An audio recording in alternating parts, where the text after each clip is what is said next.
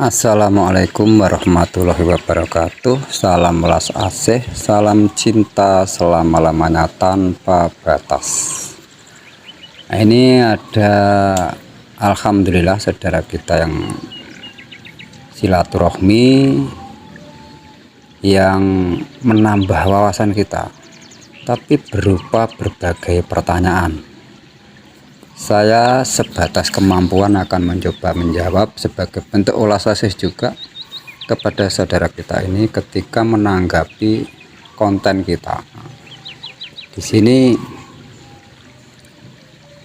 pertanyaannya, sifat kalem itu milik siapa? Yang berdusta ikut campur urusan Allah siapa? Rukun kolbi itu seperti apa? Quran itu yang mana? Jadi pertanyaan-pertanyaan yang mungkin bagi sebagian kita orang-orang yang bicara syariah, bicara membaca kitab-kitab pada umumnya, agak bingung dengan maksud pertanyaan ini. Namun coba kita mencoba memperluas wawasan. Jadi gini, di dalam berbagai pandangan atau pengetahuan itu macam-macam orang memandang tentang syariat, tarekat, hakikat, makrifat. Kebanyakan sih menganggap itu sebuah tingkatan iman, sehingga orang-orang yang beriman kelas syariat ya seperti yang kita jalankan, kelihatan mata, semua harus seragam dan macam-macam. Sementara secara hakikat itu beda, jadi lebih ke arah kolbu dan Allah langsung. Makanya sehingga ada yang mengatakan sholat hakikat itu hanya zikrullah saja itu sudah sholat. Selalu ingat pada Allah itu sudah dimaknai sholat secara hakikat. Kalau masih centak-centuk sujud ruku itu belum. Artinya itu hanya sebuah kulit ibarat buah, belum ada isinya. Makanya banyak orang yang sholat pun masih berbuat dolim. Kelihatannya sholat, tapi kenapa masih berbuat dolim? Berbuat dolim lah. Inilah yang dinamakan syariatnya saja, hakikatnya tidak dipakai. Sementara menurut kabar kolam, syariat, tarekat, hakikat, makrifat itu suatu kesatuan yang tidak bisa kita pisahkan. Ibarat sebuah buah itu ya ada kulitnya, ya ada isinya, ya ada rasanya. Gitu. Jadi misalkan tentang sholat secara syariat, tarekat, hakikat, makrifat, berarti secara syariat mengerjakan rukun-rukun sholat yang kelihatan mata itu ya bentuknya seperti pada umumnya, meskipun mungkin di setiap mazhab berbeda ya.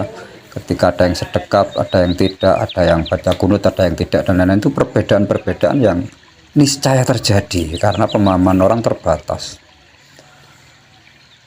Namun hakikatnya yang sekarang kita pertanyakan, ketika saya taruhlah merasa hakikat saya sudah bisa istilahnya benar-benar memahami, tapi saya menghina atau mencemooh orang-orang yang masih centak-centuk sholat itu kesalahan atau kekeliruan. Itu secara sadar atau tidak saya itu merasa lebih tahu dari mereka, padahal saya baru anak kemarin, bukan orang zaman silam. Sementara mereka itu sholat, dia jadi gurunya, gurunya dari gurunya, gurunya jadi gurunya lagi. Nah, rentetan gurunya dan orang-orang yang pernah dilihat dalam cara sholat dan lain-lain itu kan akhirnya ujung-ujungnya kepada siapa? Ada yang percaya ujung-ujungnya Nabi Muhammad, sholatnya ya begitu, meskipun tidak sesempurna itu, minimal ya masa anda ada mirip-miripnya. Tapi ketika ada yang merasa orang-orang yang melaksanakan sholat ternyata kelakuannya menjauhi dari apa yang disyariatkan Al-Quran, akhirnya ada semacam vonis, mereka belum sholat, mereka hanya senam, itu hanya ritual saja, itu hanya mengada-ada. Semacam itu akhirnya apa? Memisahkan mana hakikat, mana syariat. Padahal syariat dan hakikat itu ya tadi saya ceritakan bahwa ada kulit, ada isi, ada rasanya. Jadi ada perwujudannya. ini menurut kabar kolam ya, jadi saya tidak merasa bahwa pendapat kabar kolam ini yang paling benar juga, enggak. Ini menurut versi misalkan hukum syariat itu artinya aturan. Tujuan adanya aturan untuk apa sih? Supaya benar. Benar itulah hakikat, sebenar-benarnya atau hakikinya atau hakikatnya. Nah, jalan mencapai kebenaran macam-macam. Jadi misalkan ada yang makan buah apel misalkan langsung dimakan, ada yang dikupas dulu kulitnya pakai pisau, ada yang tidak pakai pisau pun langsung dikunyah. Itu kan jalan untuk makan, untuk hakikatnya makan apel. Itu semacam itu ya. Jadi perbedaan itu keniscayaan, dan itu adalah sunatullah atau hukum alam, terjadi lah. Kembali kita ke pertanyaan pertama saudara kita tentang sifat kalam itu milik siapa. Kalau dikatakan semua milik Allah, berarti kalam juga milik Allah secara hakikat ya. Tapi di dalam hukum syariat, di dalam hukum dunia ini ada hal-hal yang perlu kita pahami secara manusiawi umum. Misalkan saya pergi ke kebun binatang, di sana tiba-tiba saya ditolak masuk ke pintu masuk karena saya belum bawa tiket. Mana tiketnya? Maaf, bukankah semua milik Allah? Maka kalau kamu melarang saya masuk, kamu sudah menghina kepemilikan Allah. Kira-kira saya tetap boleh masuk enggak? Kan enggak bisa. Artinya di dalam hukum dunia itu ada aturan. Atau semua milik Allah, apakah boleh saya itu seenaknya itu menggauli istri orang? Karena saya berdalih istrimu adalah milik Allah, maka kamu tidak berhak untuk menghalangiku untuk meniduri istrimu. Nah, semacam itu gimana kalau ada orang semacam itu? Kira-kira di dalam dunia ini makin kacau atau tidak ada aturan. Jadi syariat tetap penting, tapi juga jangan kehilangan arah syariat. Aturan penting, jangan sampai tujuan aturan yang benar itu menyeleweng lagi. Dalam hal ini artinya saya tidak pernah menyalahkan pengkritik syariat, juga tidak menyalahkan pengkritik hakikat. Tergantung dari sisi mana kita memahami. Jadi kalau dikatakan kalam milik siapa, ya pasti milik Allah. Masalahnya kalau kalam atau bahasanya suara atau firman atau sesuatu yang bersuara atau bisa didengarkan maknanya. Ketika bersuara bahwa sholat itu yang benar menurut Imam Syafi'i A, maka saya ikut Imam Syafi'i A. Sementara yang lain bersuara juga, berkalam juga, mengatakan bahwa yang benar seperti Imam Hanafi atau yang imam yang lain. Sementara ada perbedaan di sana. Nah, kalam Allah yang mana? Yang saya kalamkan atau yang dikalamkan teman yang berbeda pandangan? Dari sini saya menyerahkan kembali kepada penanya. Yang dimaksud kalam milik siapa itu yang mana? Kalau kalamullah, dawuh Allah, versi orang Islam ya Al-Quran lah. Mungkin versi yang lain bisa Taurat, bisa Injil, bisa kitab-kitab suci yang lain. Terus ada pertanyaan lagi, yang suka berdusta ikut campur urusan Allah siapa? Nah, ini pertanyaan yang kadang juga membingungkan, dalam arti yang tidak memahami apa maksudnya bertanya seperti ini untuk apa. Siapa yang suka berdusta ikut campur urusan Allah? Nah, dusta di sini kan banyak versi. Misalkan seperti kemarin kita membahas soal pemahaman orang bahwa kita itu hanya wayang, dalam kita Allah, maka kita sudah nikmati peran. Yang jadi orang baik, nikmati kebaikanmu. Yang jadi orang jahat, nikmati kejahatanmu. Karena kalau tidak ada kejahatan, polisi, nganggur, dan lain-lain. Seolah-olah benar kata-kata ini, karena kalau kita mempersepsikan diri kita persis wayang. Tapi bagi yang tidak beriman bahwa manusia bukan wayang yang kelek 100% wayang, bahkan ada dalil-dalil atau aturan-aturan yang disiarkan Allah, maka bukankah kita justru akan berdusta ketika kita itu menganggap diri kita wayang? Karena tetap beda wayang dan manusia. Manusia itu diberi kehendak oleh Allah meskipun dibatasi kehendaknya. Bahkan sering kita dengar, ud'uuni astajib lakum, mintalah padaku niscaya aku kabulkan. Artinya minta apa saja boleh. Buktinya orang yang melakukan kejahatan diridhoi kan, sukses dengan kejahatannya. Yang melakukan kebaikan pun diridhoi, sukses dengan kebaikannya. Tapi pun ada batasnya, seberapa temennya atau sungguh-sungguhnya orang itu dalam melaksanakan atau mencapai keinginannya tadi. Dan itu pun ada batasannya lagi. Setiap orang punya kesehatan yang berbeda, kemampuan yang berbeda, pemikiran yang berbeda. Nah, disinilah perbedaan-perbedaan yang sangat mungkin terjadi atau niscaya terjadi. Jadi kalau ditanya yang suka berdusta ikut campur urusan Allah siapa? Ya tergantung yang mandang. Kalau kita fanatik syariat, kita akan menghina orang-orang yang titik-titik sedikit-sedikit sok hakikat, sok marifat. Orang syariat pasti marah dengan egonya. Sebaliknya, kita yang merasa mempelajari hakikat atau ma'rifat juga meremehkan orang syariat. Itu apa? Itu hanya kulit tanpa isi, itu hanya judul saja, hanya omong kosong, itu hanya bualan, itu hanya upacara dan lain-lain. Intinya cara pandang setiap orang beda. Tapi kalau kita saling mau secara syariat juga, tarekat juga, hakikat juga, maka kita tidak akan pernah yang syariat itu keburu-buru memponis yang hakikat gila. Yang merasa belajar hakikat juga tidak akan keburu-buru memponis yang melakukan ibadah secara syariat itu ngawur. Karena apa? Karena yang sudah menjalankan kesemuanya syariat, dijalankan tarekat, hakikat, ma'rifat karena kesatuan, akhirnya juga ya semua punya keterbatasan. Yang benar itu saling mengingatkan kebenaran menurut masing-masing dengan cara yang sabar dan melesasi, bukan dengan cara yang tidak sabar, dengan cara yang marah-marah, penghinaan, menyesatkan, mengkafirkan, dan macam-macam. Itu ya untuk jawaban yang tentang yang suka berdusta ikut campur urusan Allah siapa, tergantung siapa yang mandang.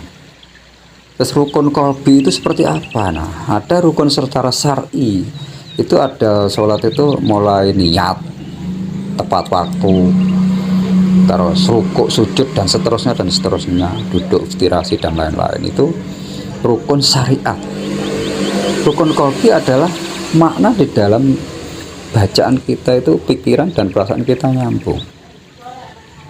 Itu adalah rukun kolbi. Dan rukun kolbi itu tidak harus hanya pas kita sholat, tapi kita wujudkan dalam kehidupan keseharian setelah kita melaksanakan bernama ritual sholat sujud. Jadi saya lebih dalam menjawab, ini hanya menjawab ya, lebih teori ya. Kalau perlaku atau hakikat perbuatan, yang tahu saya dan Allah. Saya tidak terlalu pusing dinilai orang lain dan tidak akan menilai yang lain itu pasti lebih jelek dari saya atau lebih bagus dari saya. Jadi lebih, mari kita saling dalam arti berinteraksi dengan Allah masing-masing tanpa harus merendahkan orang lain. Itu. Jadi kalau ditanya rukun kolbi itu seperti apa, ya seperti itu tadi jawabannya ya. Untuk Quran itu yang mana? Nah, Quran jadi kan dalam bahasa dari kata qara atau baca, atau Quran itu bacaan menurut kakek saya. Bacaan tentang apa ini? Nah, kalau Al-Quran cenderung bacaan tentang ayat-ayat Allah. Apa saja ayat-ayat Allah? Macam-macam, tapi sebagian pesan para ahli ilmu atau ulama kita bahwa Al-Quran itu adalah di dalamnya yang 30 juz itu semua termaktub atau ada di dalam sari-sarinya atau induk ayat Al-Quran itu bernama Al-Fatihah. Siapa yang memahami Fatihah maka sudah memahami Al-Quran. Apalagi siapa yang bisa menjalankan Al-Fatihah, maka dia sudah sedang menjalankan Al-Quran. Itu versi kabar kolam. Terus lagi pertanyaan ini, yang melarang membela yang salah ayat yang mana? Yang melarang membela yang salah ayat yang mana? Sebenarnya saya kurang paham dengan pertanyaan ini. Tapi coba saya akan mencoba atau saudara-saudara yang mendengar atau melihat channel ini memahami ya, yang melarang membela yang salah ayat yang mana? Kalau dari persepsi Tuhan Allah pastinya jawabannya tidak ada memang, tapi tetap ada zona-zona hukum dosa sedikit apapun ada balasannya, pahala sedikit apapun juga ada balasannya. Artinya ketika setan atau iblis memohon kepada Allah dipanjangkan usianya sampai kukutnya dunia, sampai habis dunia, sampai hancur, sampai kiamat bahasa syariah, untuk memohon Allah ingin menggoda anak cucu Adam, ternyata Allah mengabulkan. Tapi kan ada tapinya. Tapi bagi hambaku yang tidak mau kau goda, yang masih tetap iman pada Allah dan minta pengampunan ku Allah, akan ku ampuni, akan ku kabulkan permintaannya di sana. Jadi kalau pertanyaannya yang melarang membela yang salah itu ayat yang mana, saya pribadi belum menemukan. Tapi kalau ditanya balik, yang menyuruh membela yang salah ayat yang mana, apakah juga ada? Ayo kita sama-sama berwasasih dalam berpikir ini. Jadi asik pertanyaan ini, yang melarang membela yang salah ayat yang mana? Saya jawab tidak ada. Kalau pertanyaan ini dibalik, yang melarang, yang menyuruh membela yang salah ayat yang mana? Jawabannya apa? Itu ya. Terus, yang yakin Allah Maha Tahu hati yang berkhianat. Yang yakin Allah Maha Tahu hati yang berkhianat. Nah, ini saya nggak paham malahan. Yang yakin Allah Maha Tahu hati yang berkhianat.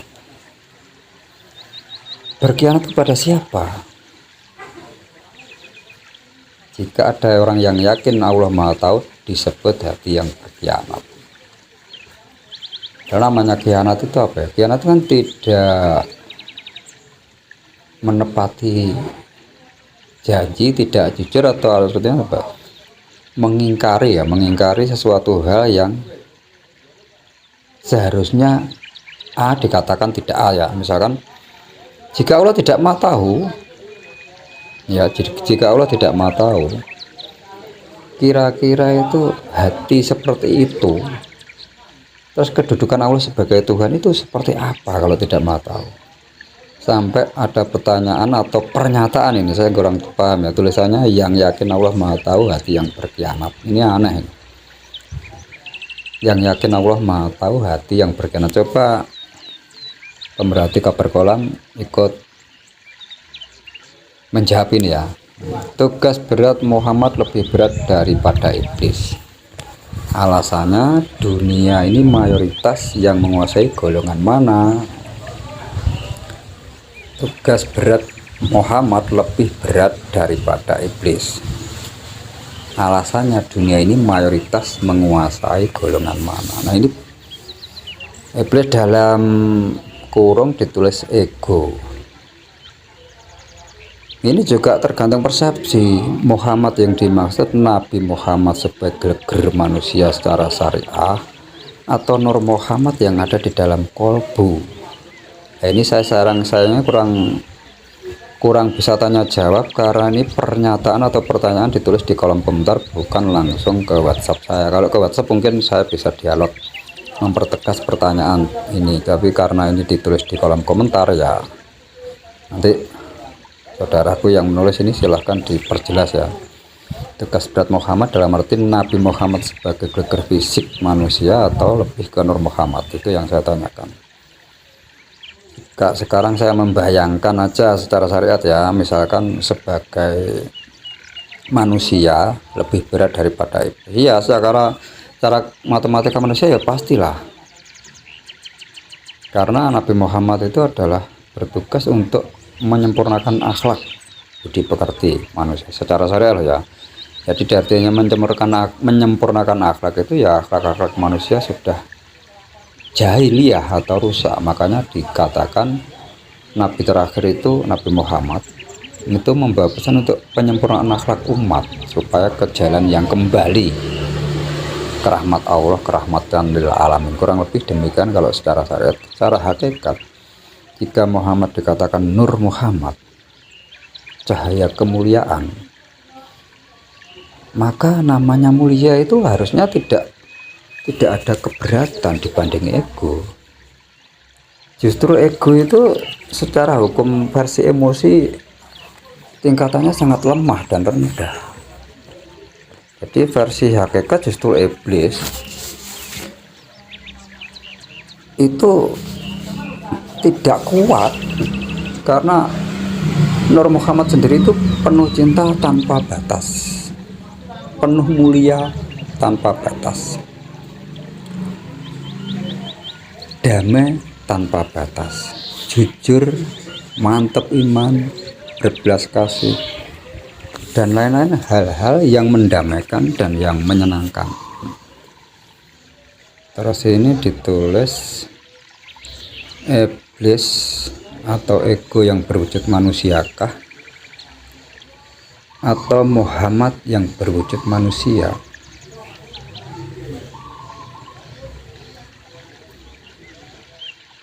Coba saya baca ulang pertanyaannya ya, saya kurang paham ini. Iblis atau ego yang berwujud manusiakah atau Muhammad yang berwujud manusia? Oh, berarti ini mungkin membahas tentang sifat ya. Kalau sifat iblis dikategorikan ego yang ada di dalam diri manusia, atau sifat Muhammad yang berwujud manusia dalam arti manusia yang berulas asih, manusia yang penuh kemuliaan. Saya kira semacam itu ya maksudnya. Ya jawabannya sama, kalau orang yang mulia itu jelas nggak ada keberatan, dia penuh ikhlas kok. Makanya yang berat itu yang memandang. Matematika kita sebagai penonton merasa Nabi Muhammad sangat berat tugasnya, padahal Nabi Muhammad sendiri pastinya dengan penuh ikhlas menjalankan dengan penuh kegembiraan. Tidak ada cerita Nabi Muhammad bersedih hati seperti secara hukum versi syariat. Kalau ini pandangan secara hakikat ya.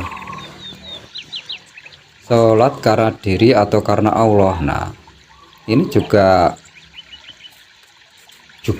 lagi-lagi secara pandangan lagi, karena kalau sholat karena diri tergantung bahasa berikutnya. Kalau bahasa berikutnya itu karena diri merasa jika tidak sholat tidak akan selamat. Jadi karena ego ya, inginnya pokoknya selamat, inginnya dapat ketenangan, inginnya dapat kemahrifatan, inginnya dapat kemurahan atau walas asya Allah terus. Akhirnya ego diniatkan karena diri butuh Allah, sehingga sholat karena diri itu jika semacam itu niatnya ya ujung-ujungnya saya tidak berani menyalahkan. Atau karena Allah misalkan, kalau karena Allah nggak peduli, saya ini sholat ini bukan saya kok yang menginginkan, tapi memang diperintah Allah misalkan, pokoknya karena Allah dan semuanya karena Allah tok. Itu juga saya nggak bisa menyalahkan. Jadi kalau pertanyaan sholat karena diri atau karena Allah ya bebas, terserah yang melaksanakan. Karena ujung-ujungnya ketika dijabarkan penjelasannya seperti tadi, bagaimanapun ada yang orang sholat itu lillahi ta'ala ya, karena bersyukur. Ada yang sholat itu memohon sesuatu, Rabbik firli warhamni wajaburni warfa'ni warzukni wahdini wa'afini wa'afani. Iya kan butuh, iya kan nasta'in ihdinas siratal mustaqim. Itu suatu permintaan. Jadi karena pengen sesuatu dari Allah yang Maha mengabulkan. Ada lagi pertanyaan, sholat sadar Allah atau sholat ingat alam semesta? Nah ini juga tidak bisa dipisahkan versi kabar kolam. Ketika kita sadar Allah pencipta alam semesta, kita juga berterima kasih kepada alam semesta, berterima kasih atau bersyukur pada Allah yang menciptakan alam semesta dengan berbagai pelayanannya atau ketersediaannya yang bisa kita fungsikan. Ada lagi, semua itu memulai adalah yang mengaku ulama menyuruh sholat hampir secara paksa. Nah, kalau ini Allah alam, saya tidak mau menyalahkan total ulama, juga tidak mau menyalahkan yang berpendapat ini, karena kita boleh kok berpikir luas, bebas. Ujung-ujungnya kan tergantung yang sholat tadi, hubungannya dengan Allah itu yang tahu mereka sendiri. Begitu aja, saya tidak berani menjawab kalau soal ini ya. Coba saya ulangi ya, semua itu yang memulai adalah yang mengaku ulama menyuruh sholat hampir secara paksa, tapi dia tidak sedikit pun mengajarkan atau menjelaskan tentang Tuhan yang disembah. Nah, ini memang saya akui banyak kejadian kalau semacam itu tuh banyak, karena tidak banyak yang mendalami tentang Tuhan yang disembah. Kebanyakan ya pokoknya anaknya diwajibkan sholat, kalau Islam ya wajib sholat 5 waktu sudah, ikhlas tidak ikhlas harus sholat, misalkan begitu, tanpa ada penjelasan seterusnya. Memang ada, tapi kan tidak semua, buktinya banyak kok yang menerjemahkan apa itu niat. Kalau diwujudkan dalam kehidupan sehari-hari, semuanya yang dilakukan penuh niat akan lebih fokus, terus tepat waktu, mengajarkan kedisiplinan. Sholat diajarkan dalam syariah ada waktu-waktunya. Itu kalau di dalam hukum bisnis pun ada kedisiplinan waktu, tidak melanggar waktu. Nah, ada jam-jamnya seperti itu dalam hukum alam. Terus di dalam sholat ada berserah diri kepada Allah, berikrar ini sholati, ina sholati wa nusuki wa mahyaya wa mamati lillahi rabbil alamin. Pasrah mati hidup hanya pada Allah. Jadi secara bacaan sudah enggak saya masalahkan sebenarnya. Yang masalah itu ketika kita membaca, pikiran kita kemana-mana, perasaan kita pun kacau. Nah, itu sebenarnya bukan masalah saya juga, tapi masalah yang masing-masing yang sholat ya, tidak dalam rangka menghina yang sholat. Terus apa lagi ya, jiwa yang mana yang tidak sadar dari kebingungan. Bukan salah orang yang mengingatkan dengan menunjukkan atau mengajarkan. Jiwa yang mana yang tidak sadar dari diri kebingungan. Bukan salah orang yang mengingatkan dengan menunjukkan atau mengajarkan. Nah, ini kalau ini saya setuju. Hampir semua jiwa ketika tidak sadar diri pasti bingung. Jadi saya pun tidak akan pernah menyalahkan orang yang mengingatkan dengan menunjukkan atau mengajarkan. Pertanyaannya, bagaimana dengan orang-orang yang mengingatkan dan menunjukkan atau mengajarkan itu? Menurut kita, cara mengingatkan dan cara menunjukkan atau mengajarkan itu kekeliruan menurut kita. Apakah mereka salah? Ayo kita bahas juga semacam itu. Kata berserah diri itu yang mana yang mau diserahkan? Semuanya sandiwaranya. Ini juga seperti apa artinya? Ngecap atau memvonis bahwa orang-orang yang mengatakan berserah diri itu sandiwara saja atau omong kosong. Nah, ini kembali ke yang menjalankan ya. Bisa jadi itu benar tuduhan ini. Karena banyak kasus loh, Menteri Agama aja korup, sholatnya tertib. Terus berserah diri seperti apa kalau itu? Nah, kalau kita menilai orang semacam itu ya nggak salah, kata-kata ini menganggap banyak kemunafikan dalam sholat, hanya ritual saja atau sandiwara itu bolehlah. Tapi apakah semua demikian? Kan ya enggak loh, setiap orang itu sholat dengan kualitas masing-masing.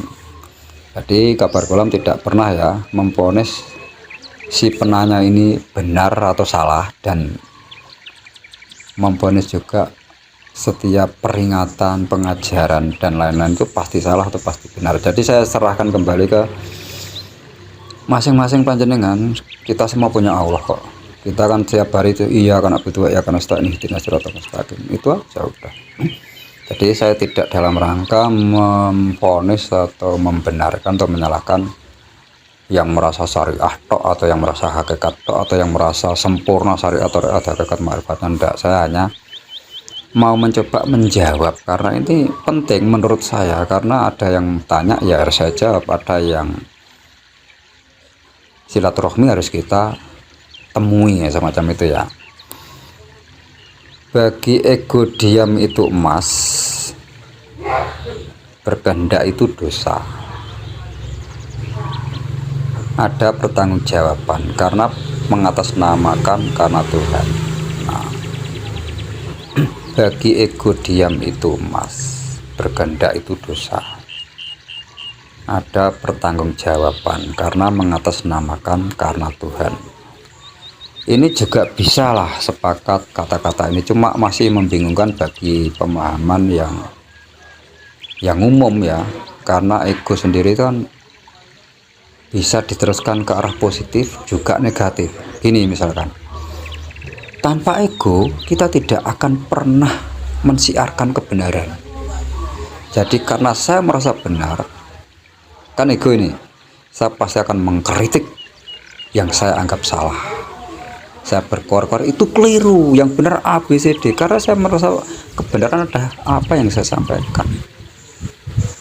Itu butuh ego. Kalau tidak punya ego, saya mending diam, ya udahlah, semua sudah ada yang ngatur, semua pasti sudah diizini Allah terjadi, saya diam aja. Itu saya meletakkan ego.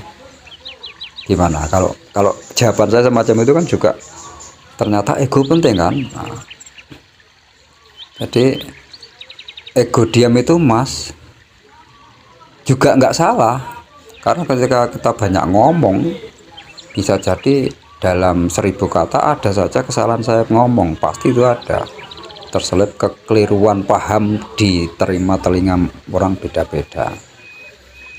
Berkehendak itu dosa. Nah, berkehendak sendiri kan berkeinginan. Jika semua keinginan dosa, ego diam juga sebuah keinginan loh, ya enggak? Jika ego diam itu emas, berkehendak untuk diam itu apa bukan emas? Jadi tergantung siapa yang menerjemahkan. Jadi saya bisa mengiyakan ini benar, juga bisa menyalahkan ketika dibolak-balik kata-katanya. Jadi kembali yang maha tahu Allah, isi tahu yang maha tahu Allah, maha tahu dalam arti batiniah kita, dan Allah sendiri yang tahu. Jadi itu menurut kabar kolam. Ada pertanggungjawaban karena mengatasnamakan Tuhan. Betul, kalau ini sudah jelas sekali, seperti yang tadi kita bahas, bahwa dosa sebesar debu pun akan dapat balasan, pahala sebesar debu pun ada pahalanya. Allahumma berkahabatan abadan, Allahumma mencerahkan. Terima kasih saudaraku yang sudah menulis di kolom komentar ini.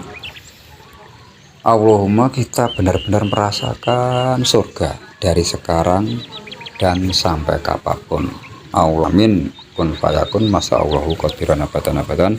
Assalamualaikum warahmatullahi wabarakatuh.